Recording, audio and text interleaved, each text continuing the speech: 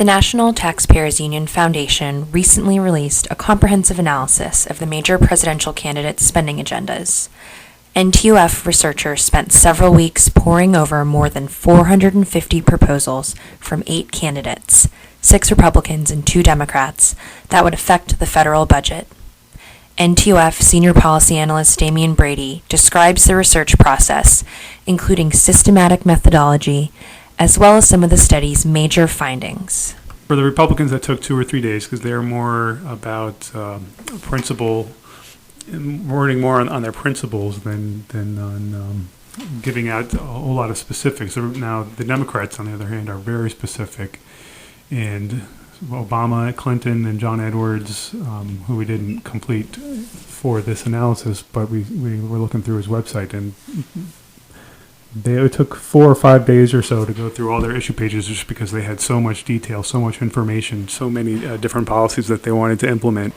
NTUF staff examined each candidate's platform and organized proposals into 8 broad categories: economy, transportation and infrastructure, education, science and research, energy, environment and agriculture, healthcare, homeland security and law enforcement, national defense and international relations, veterans, and finally miscellaneous. NTUF assumed the most conservative cost estimates of federal outlays based on a variety of sources. In a lot of cases, the candidates themselves would say, I want to spend $1 billion over 5 years to support, to prevent a foreclosure crisis.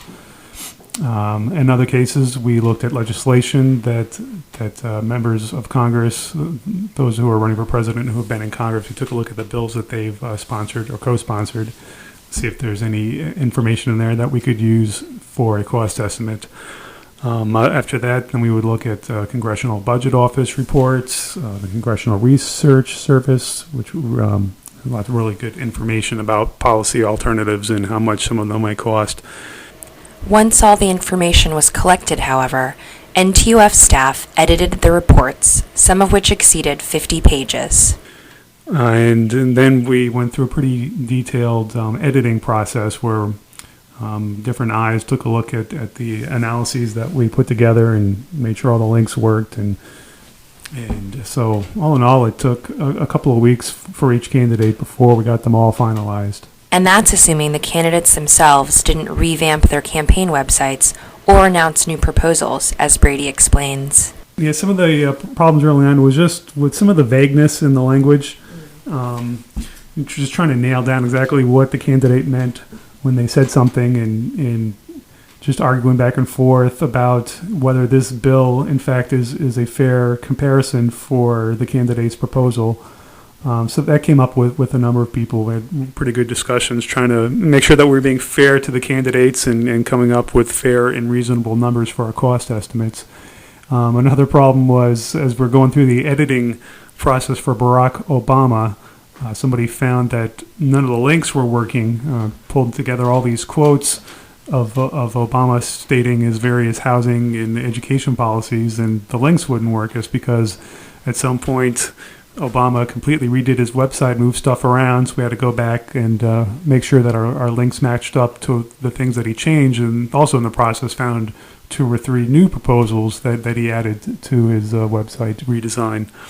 Those were the main problems that crept up. Oh, and then also, of course, as soon as we think we've got a candidate completed, for example, Giuliani we thought was pretty well done, but then in the days before the Florida primary, which was his last big stand, he came out with some new spending proposals, and so then we had to go back and add that in and check all the numbers again. Candidates proposed a combined total of 189 items that would increase federal spending, 24 items that would decrease it, and 238 items whose budgetary impacts are unknown. The spending totals exclude those platform items with unverifiable associated costs, more than half of the included proposals for some candidates.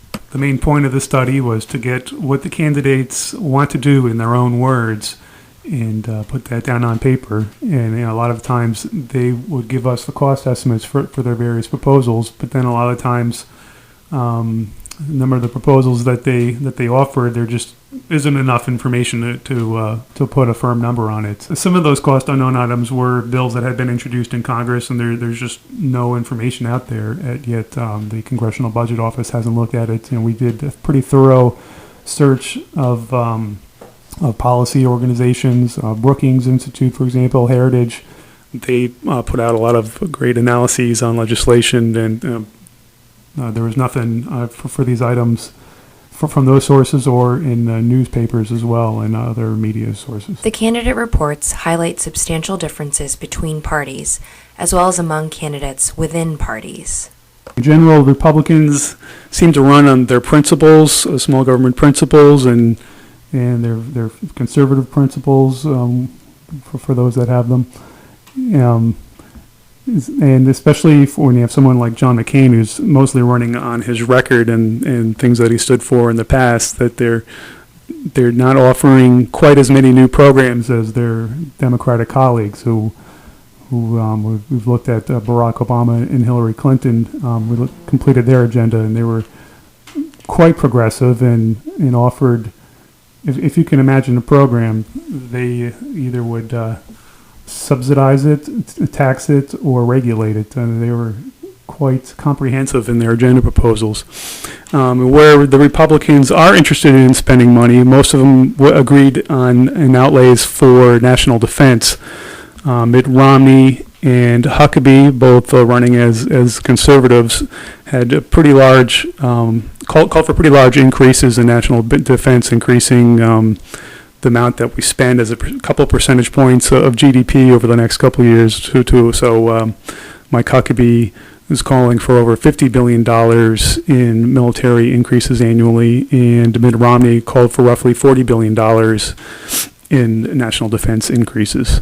Though the candidate reports provide useful information for voters, taken all together, the studies are meant to refocus the discussion of the November 2008 elections from people to policy issues, from candidates to causes. One hope was that we can redirect some attention to the policy proposals of the candidates. So much of the media coverage leading up to Super Tuesday, and especially since then, has been focused on the horse race and who is more likely to win, and so that we forget about some of the underlying issues and principles that the candidates stand for.